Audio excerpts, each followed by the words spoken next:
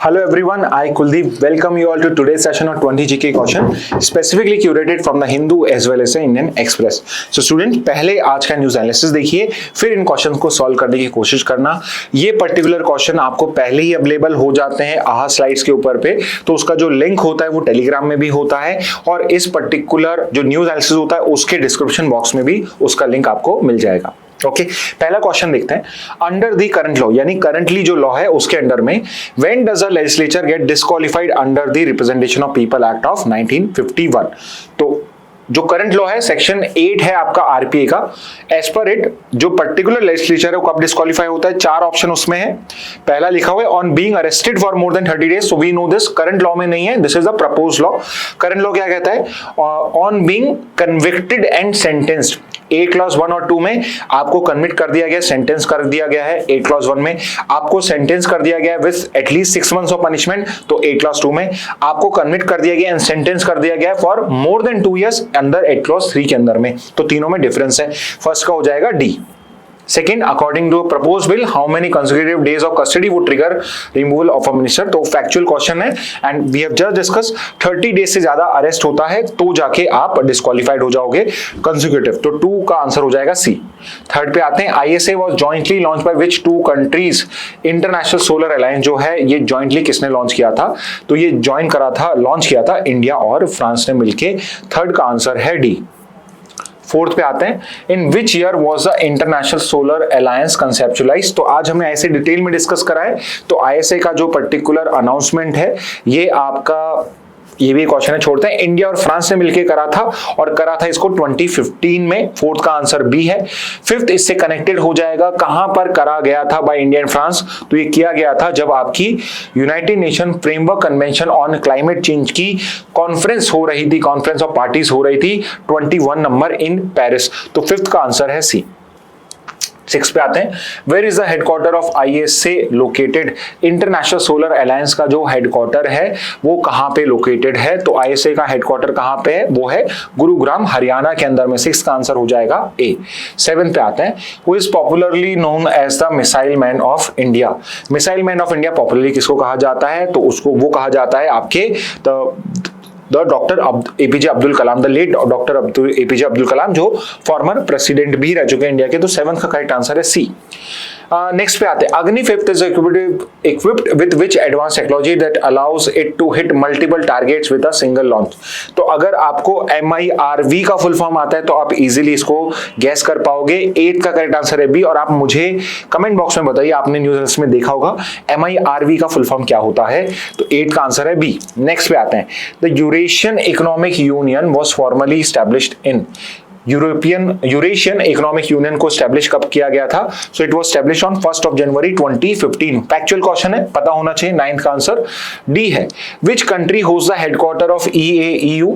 तो EAEU European union नहीं है, ये अलग कम्युनिटी है जिसमें ये चारों उसके मेंबर हैं, बट इसका हेडक्वार्टर कहां पे है, हेडक्वार्टर है रशिया के अंदर में, तो 10th का आंसर है ए। नेक्स्ट पे आते हैं, observer status in the EAEU include. Observer मतलब non member but observer country है, तो ये जो पर्टिकुलर स्टेटस है ये दिया हुआ है क्यूबा और उज्बेकिस्तान को, तो 11th का आंसर है ए। 12 पे आते हैं, ICC was established under which particular treaty। International criminal court को किस पर्टिकुलर ट्रीटी के वो स्टैब्लिश किया गया था, तो वो स्टैब्लिश हुई थी under Rome statue of 1998।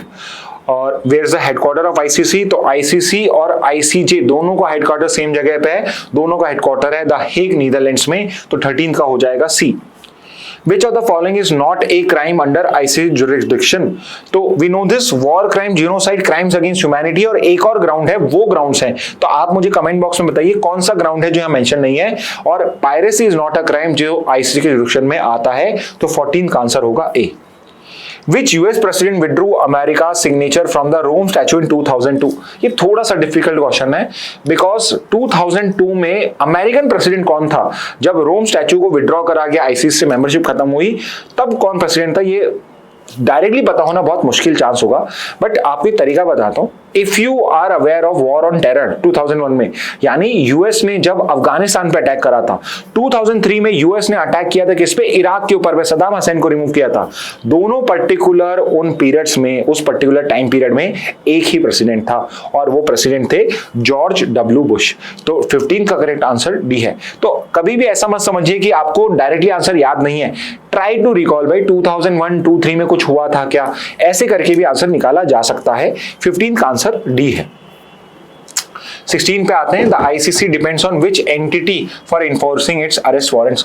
ICC को अगर अपने अरेस्ट वारंट्स को जो इशू करे हैं उनको इन्फोर्स कराना है तो किस पे डिपेंडेंट है, तो यहाँ पे या तो होता आपका सिक्योरिटी काउंसिल, वो इनडायरेक्टली करा सकती है, अदरवाइज आईसीसी जो है वो डिपेंडेंट है ऑन स्टेट कॉर्पोरेशन जिसमें वो पर्टिकुलर फ्यूजिटिव मौजूद है। तो 16 का आंसर हो जाएगा सी।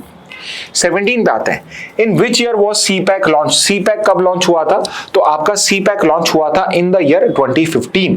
तो 17 का आंसर हो जाएगा बी। नेक्स्ट पे आते हैं, which Chinese initiative is CPEC a part of. तो सीपैक जो है ये किस चाइनीज इनिशिएटिव का पर्टिकुलर पार्ट है, तो जो सीपैक है it is part of the broader Belt and Road Initiative और OBOR, One Belt One Road Initiative। तो 18 का करेक्ट आंसर है ए। 19 पे आते हैं, which Pakistani port is central to the CPEC project. तो यहां पे हमने करा है कशगर से स्टार्ट होगा चाइना से और ग्वादर पे एंड होगा। ग्वादर पोर्ट है बलूचिस्तान के अंदर में जो चाइना डेवलप कर रहा है। तो 19 का करेक्ट आंसर हो जाएगा B. Finally, what is India's primary objection to CPEC. CPEC क्यों नहीं ज्वाइन करा है, was it because of nuclear cooperation between Pakistan and China, answer is no. Is it because of exploitation of Baluchistani, so that is one of the outcome of this particular project. Baluchistani जो है, बलूचीज जो हैं उनको यहां पे एक्सप्लॉइट किया जा रहा है, but we know this is also not a reason. Is it lack of environmental safeguards, this might be one of the thing which is happening but not the reason why India is objecting to it. Is it because it passes through POK which India claims as its own territory, the answer would be yes। तो 20 का correct answer है D. Okay, तो students ये थे आज के 20 GK question. I hope आप इनको आंसर कर पाए होगे। ये करेक्ट आंसर्स थे। अगर आपको अच्छे लगे क्वेश्चन तो आप इनको कहीं नोट डाउन भी कर सकते हो। Okay, so with this message let's end today session. Thank you and have a very nice day.